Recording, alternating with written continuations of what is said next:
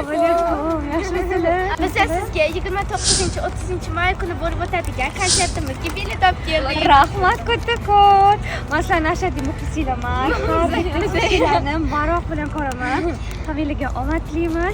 Kelajakda o'zinglar xohlagan darajadagi san'atkor bo'lib yetishingizni tilaydoshman. Rahmat. Bizani homiyimiz Hello Kids bo'ladi. Bular sizga qadar. Buni o'zimga qo'yaman.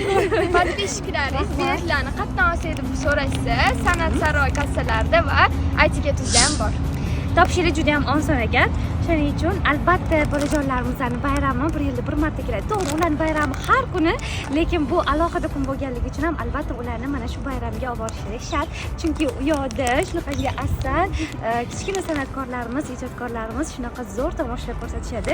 Shuning uchun hech ham o'tkazib bormanglar. Biz ham albatta boramiz.